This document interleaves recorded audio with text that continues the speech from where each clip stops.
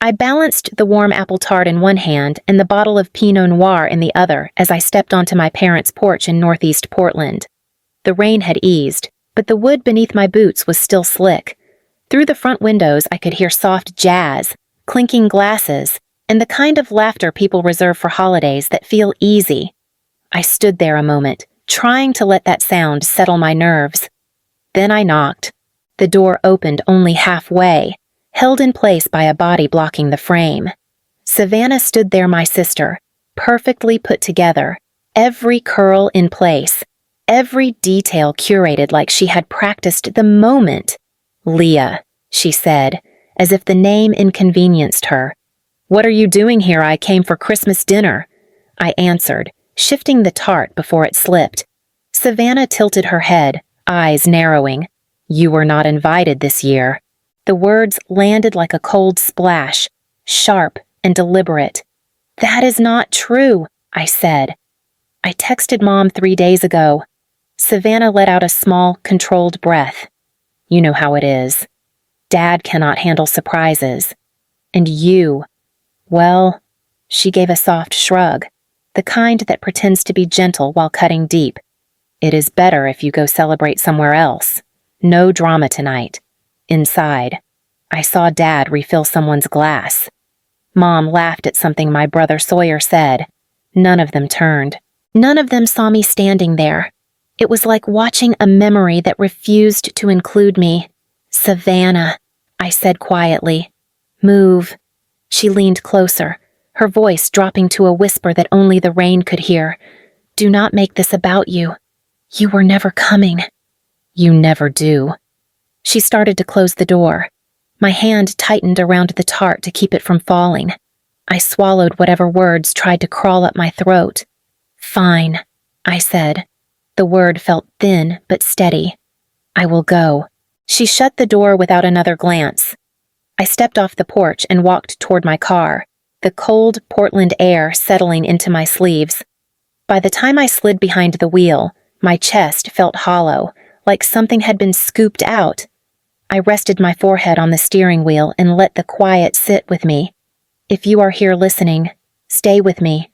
Stories like this keep going in directions no one expects, and yours might be somewhere in mine.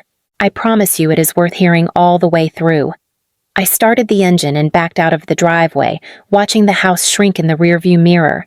The music, the laughter, the warm lights fading behind me felt like a door closing twice. This time, it stayed shut. I had driven barely 15 minutes toward my apartment in Selwood when my phone started vibrating across the passenger seat. Once, twice, then again. I glanced down. Dad. His name filled the screen like an alarm. I answered, "Dad." His voice came through ragged. "Leah, where are you? Why are you not here?"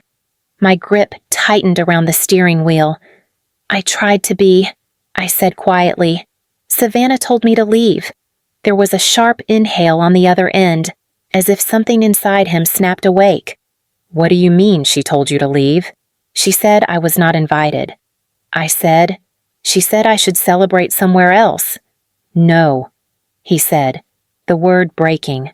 "That is not Leah. We thought you were with friends." That stopped me cold. "Why would you think that?" "Because Savannah told us," he said. "She told us you declined the invitation. She said you needed space. She said it days ago." I pulled into an empty parking lot near an old grocery store and put the car in park, my breath fogging the windshield. "Dad, I texted Mom 3 days ago. I told her I was coming. I did not see anything." He said, "Your mother did not mention anything." I believed Savannah because I thought maybe you needed time. I felt something tremble in my chest. Not anger, yet just disbelief settling into shape. "She lied to all of you," I said, "and she made sure I would walk away before anyone noticed." "Leah," Dad said, and his voice cracked on my name. "Come back. Please. I need to see you. I need to understand what happened." I leaned back against the seat. The house looked full without me. "It was not," he said quickly. Something felt wrong all night. Sawyer kept asking where you were. Your mother kept checking her phone. Come back. Let us talk. Let us fix this. Fix. The word hung there. It did not sting. It did not soothe. It just sat between us, heavy and unfinished. I turned the key again, the engine rumbling beneath me. I am on my way, I said. Thank you, Dad whispered. Drive safe. And Leah. I am sorry. I should have known something was off. I ended the call and pulled out of the lot, heading back toward the house. I was no longer returning with food and goodwill. I was returning with something else entirely. The wipers brushed slow arcs across the windshield as I drove back toward my parents' house. My phone sat in the cup holder, the screen dark now, but the echo of Dad's voice stayed with me. His confusion, his apology, his disbelief. None of it surprised me as much as it should have. This was not new. When I was 12, Savannah told the entire family I had stormed out of her birthday party. The truth was that she had told me, privately, "You are ruining the photos. Go wait inside." When I tried to explain, no one listened. Savannah had cried into Mom's shoulder while I stood there holding a wrapped book she never opened. When I was 16, a cousin asked why I never called her back. I never got the message. Savannah had forgotten to pass it on. 2 years later, she posted a Christmas gift to Dad online and thanked herself for choosing it so well. I watched from the hallway as she peeled off my tag and slid hers underneath. When I confronted her, she only blinked and said, "You take things too personally." These moments collected over time like sediment, settling quietly until they hardened into something sharp. I reached the stoplight at Fremont Street and exhaled. Dad's words replayed in my head. Savannah said you declined. She had not just twisted the truth, she had planned it. Days in advance. She had written a version of me she wanted them to believe. I pressed my thumb to the voice memo app on my phone. A habit I had built over years of trying to protect myself in small ways. The short clip from the porch sat there, clear, cold, a record of what had happened. This time, she would not get to rewrite anything. By the time I pulled into my parents' driveway again, the rain had settled into a steady hush. The porch light was still on, glowing against the siding. I turned off the engine, breathed once, and stepped out. My fingers felt stiff, not from the cold, but from the weight of what I was carrying back in with me. I had barely reached the first step when the front door opened. Dad stood there, shoulders tense, eyes searching my face like he expected me to disappear again. "Leah," he said, voice low. "Thank you for coming back." I nodded. "I did not come to start a fight." "I know," he replied. "But something is wrong, and I should have asked questions earlier." He stepped aside, letting me in. The moment I crossed the threshold, all conversation in the living room thinned into a strained quiet. Sawyer turned first, surprise flickering across his face. A few relatives shifted awkwardly. Mom rose halfway from her chair. "You came," she said, almost a whisper. "I said I would," I answered. Savannah was not in the room. A small mercy or a temporary calm, I was not sure which. Mom took a step forward. We did not know. Savannah said, "What exactly did she say?" My voice stayed even, not sharp, but it cut through the room anyway. "She told us you wanted space this year," Mom said. "She said you were overwhelmed," Sawyer added. "She said you were spending Christmas with co-workers." Dad rubbed a hand over his forehead. "We believed her because she has always spoken first." I let that settle. It was not an excuse. It was an admission. "I texted you, Mom," I said, 3 days ago. Mom blinked, searching her memory. "I must have missed it. She made sure you did." I answered, "She always makes sure." Sawyer shifted uneasily. "Leah." "What happened at the door?" I glanced toward the hallway. "Where is she in the kitchen?" Dad said. "She went in there after I called you." Good, I said. Then she can hear this too. As if on cue, Savannah stepped out from behind the wall, her expression fixed into something polite and brittle. Leah, she said lightly, I did not expect you to come back. I turned to face her fully. Yes, that is the point, is it not? She lifted her chin. You misunderstood everything tonight. No, I said. I understood exactly. The silence around us pulled tight. Dad looked between us, his voice heavy. Savannah, did you tell us she declined the invitation? She opened her mouth, hesitated, and the pause said more than any lie she could construct. Dad, I said quietly, you asked what happened at the door. I reached into my pocket and tapped my phone, not to play it yet, but to remind myself and everyone else that I did not come back empty-handed. This time, I said. I brought the truth with me. The room did not move. No one breathed. The power had shifted, and for the first time in years, I felt it settle on my side. Savannah stayed near the kitchen doorway, arms crossed, her posture loose but her jaw tight. She always tried to look unbothered first. It was her favorite armor. Dad stood between us, not blocking, just waiting for an answer she had never expected to give. Savannah, he repeated. Did you tell us she declined? She let out a soft laugh, the kind meant to signal that everyone else was being dramatic. Dad, come on. You are blowing this out of proportion.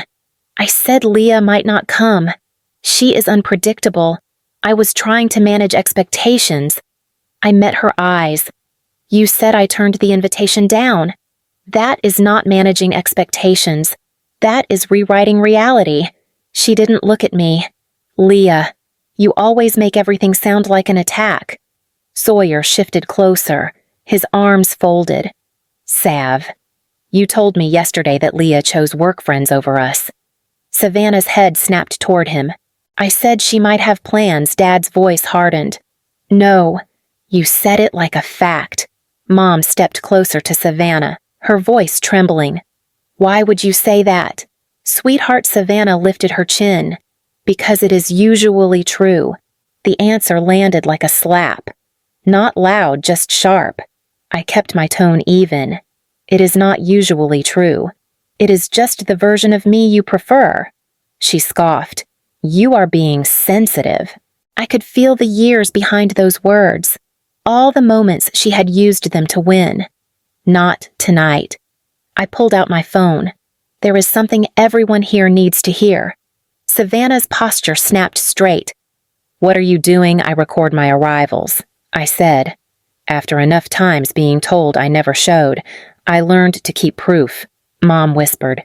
You record. Us. I record myself. I said. Tonight. That included you. Before she could grab the phone, I pressed play. Her voice came through the speaker. Quiet, but unmistakable. You were not invited this year. Do not make a scene. Just go. A few gasps broke the silence. Sawyer's mouth fell open. Mom's hand rose to her chest. Dad closed his eyes like something heavy finally dropped into place. Savannah lunged forward. Leah, stop it. I held the phone back. Let the whole thing play. The next line came through, soft and poisonous. You were never coming. You never do. And then the whisper she thought only the rain heard. She will walk away. She always does. The audio ended. No one moved. The stillness was immediate and full. Mom's voice cracked first. Savannah, you said none of this happened. Savannah's eyes flashed. It was taken out of context. She is twisting it. Sawyer shook his head slowly. That is your voice. That is literally your voice. Savannah's gaze darted between them, searching for the loyalty she had always counted on. You all always take her side the second she looks sad. Dad's voice rose not loud, but full. This is not about sadness. This is about truth. She swallowed hard. So, what I made a mistake. Everyone makes mistakes. I stepped toward her. This was not a mistake. You planned it days ago. You told them a story where I was the problem, and you trusted that I would stay quiet. Her face tightened into something raw. You cannot handle the fact that people like me more. Dad exhaled, long and tired. Enough. Savannah turned to him quickly, panic breaking through. Dad, I said enough, he repeated. His voice didn't raise, but it filled the room. Tonight was supposed to be a family dinner, and you made sure it was anything but that. I looked at him. He looked at me. Something unspoken settled between us, something we had never shared before. He turned back to Savannah. You need to step out of this room. Now. Her mouth parted. You are choosing her. I am choosing honesty. He said, Go, for the first time in my life. Savannah looked small. She stepped back slowly, her voice cracking. Fine. And when she disappeared into the hallway, the room did not breathe a single word in her defense. Savannah's footsteps faded down the hallway, each one sharper than the last.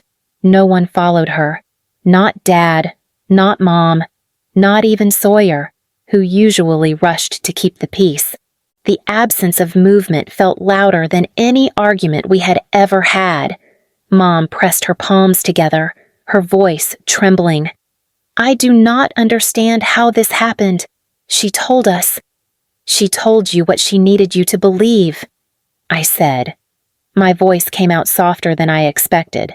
She always has. Dad sank into one of the dining chairs, elbows on his knees, head bowed. I should have questioned it. I should have asked her why you would decline. His eyes lifted toward me, full of something raw. I am sorry. I did not look away. You believed the louder story. Mom turned toward him, eyes glassy.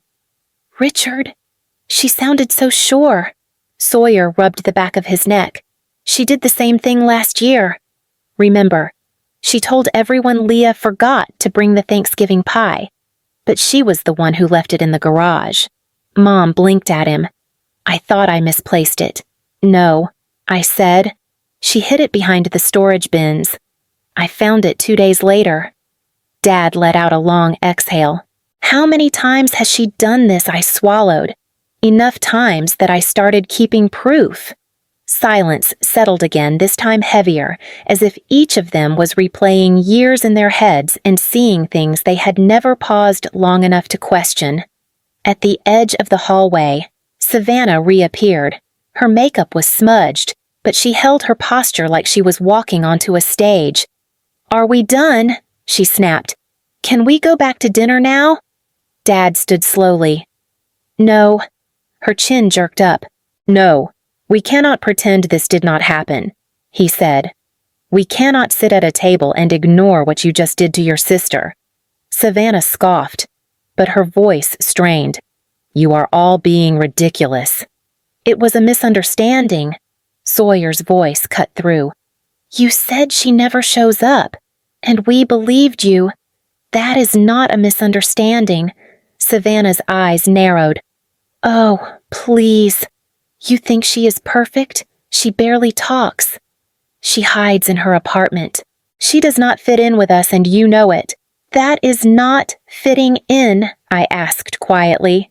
Or not being convenient for you. She swung toward me. You make everything about you.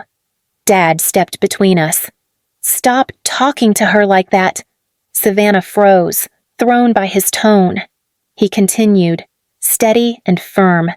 You have taken advantage of our trust for years, and tonight you crossed a line. Her voice cracked as she tried to rebuild her composure. So, you are choosing her over me. I am choosing the truth, he said. And the truth is that you manipulated every one of us to get what you wanted. Her mouth trembled. You cannot do this. I already have, he said. You need to leave the dinner. Go to the guest room. Go outside. I do not care where, but you will not stay in this room, Mom whispered. Savannah, sweetheart, please.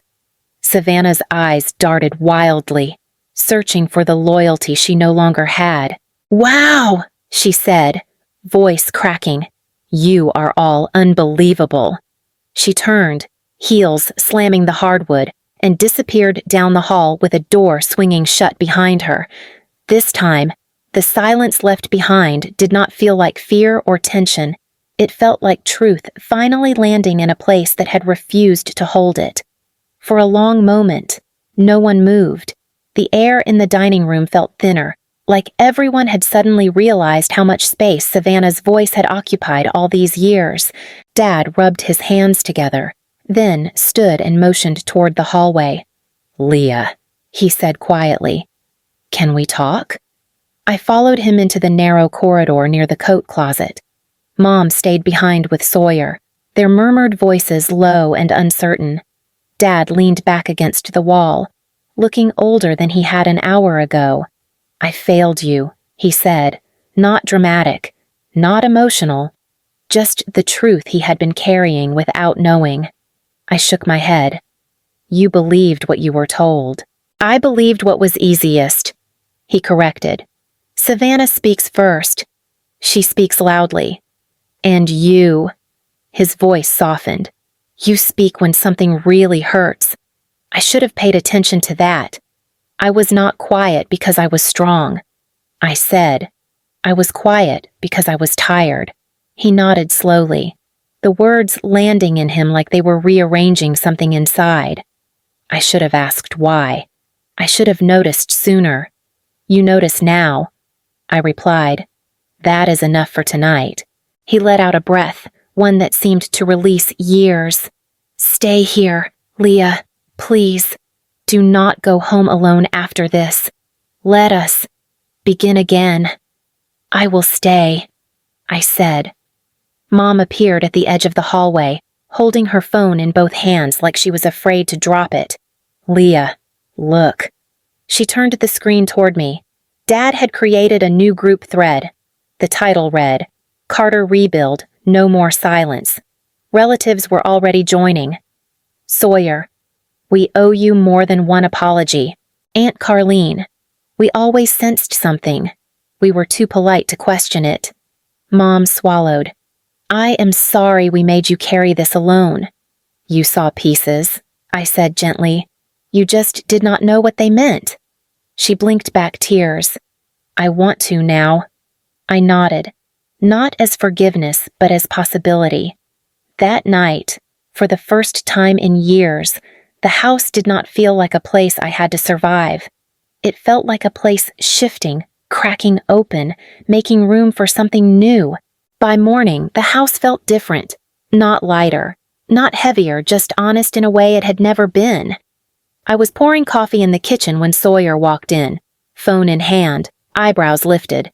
"You should see what Savannah is posting," he said. I took the mug from the counter. "What now?" He held out his phone. On Savannah's page, a filtered photo of her face, puffy eyes, perfectly angled lighting. The caption read, "Sometimes distance protects your peace." A snowflake emoji followed. Then, "letting go this year." I exhaled. She is making herself the victim. Sawyer scrolled. "It gets worse." The next post. "When people show you who they are, believe them. Another toxicity has no place in my life." Mom entered behind us. She is implying we hurt her. Dad joined, glasses in hand. She is avoiding accountability. Sawyer said, "Look at the comments." There were fewer than usual. A few friends posted hearts, but beneath them were comments from relatives who had joined the new group thread. "Aunt Carlene, we heard what happened. Uncle Dennis. Honesty matters. Sav. Cousin Leah. It is time to take responsibility." Mom covered her mouth. "She is deleting comments." Dad sighed. "Of course she is." A vibration buzzed against the counter. My phone. A message from Aunt Patrice. "Savannah is here. She showed up this morning saying the whole family is erasing her." I stared at the screen. The irony settled around us without anyone naming it. Sawyer leaned against the counter. "She does not see what she did." Dad answered, "She cannot see what she does." "There is a difference." Mom looked at me gently. "What do you want to do?" "Leah, nothing." I said, "I am not chasing her. I am not fixing what I did not break." No one argued. No one suggested I should. For the first time in our family's history, silence did not belong to Savannah. It belonged to the truth. 2 weeks later, on New Year's Eve, my house in Selwood filled slowly with voices. I recognized voices that had never asked anything of me except presence. 14 people, all carrying dishes, wine, or warm laughter, stepped into my living room like they had been waiting years for this invitation. Sawyer walked in first. "You sure you want all of us here?" he teased, shrugging off his coat. "Yes," I said. "I chose everyone in this room." Mom followed, holding her famous berry pie. "I have not made this in years," she said. Savannah never liked the smell. Dad raised an eyebrow. And we let that dictate our menu for how long I smiled. Things change. As the evening settled, conversations layered naturally no tension. No tight smiles. No careful walking around landmines. Just people being people. Dad tapped a glass lightly, drawing the room's attention. "I want to say something," he said, clearing his throat. "This year has shown me how much I missed by not paying attention. I defended what I did not understand.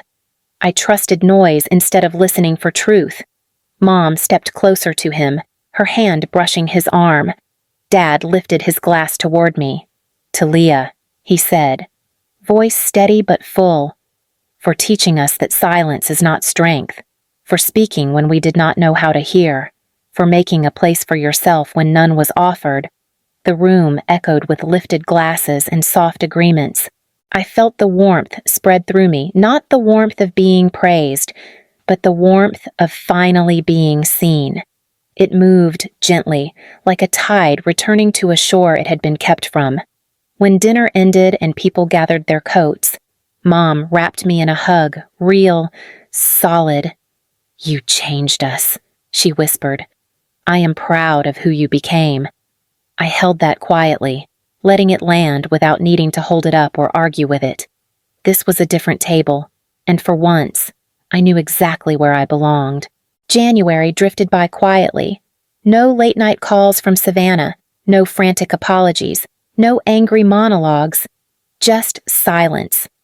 And for the first time in my life, silence did not feel like waiting. It felt like breathing. One Thursday morning, while I was sorting through mail on my kitchen counter, an email notification slid across my phone. The sender's name froze me for a second. "Savannah." I opened it. "You think you won. You think everyone cares about your little story. But you have no idea what it feels like to be invisible. You were always the favorite. You just pretended to be a victim. When they turn on you and they will do not come running to me. No apology, no accountability, just the same script she had rehearsed for years." I typed slowly. "I am not trying to win. I am trying to stop losing myself every time you need to feel big. You can stay gone. I will stay whole." I hit send, then blocked her. Not out of anger, but because the story she kept rewriting no longer belonged to me. By early spring, invitations were sealed and dropped into the mailbox. A small dinner. 12 people. All chosen with intention. No empty chairs waiting for someone to notice them. No pretending. On the first warm evening of June, I sat on my porch with a cup of coffee, sunlight resting against my shoulders.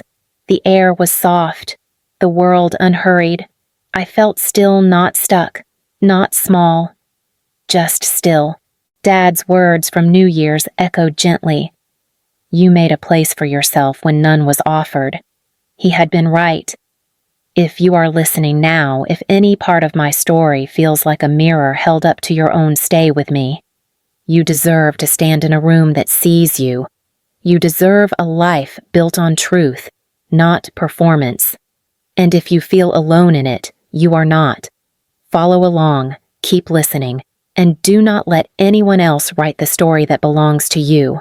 As I leaned back in my chair, letting the quiet settle, one truth finally rooted itself fully. She could not hurt me anymore, and she could never write me again.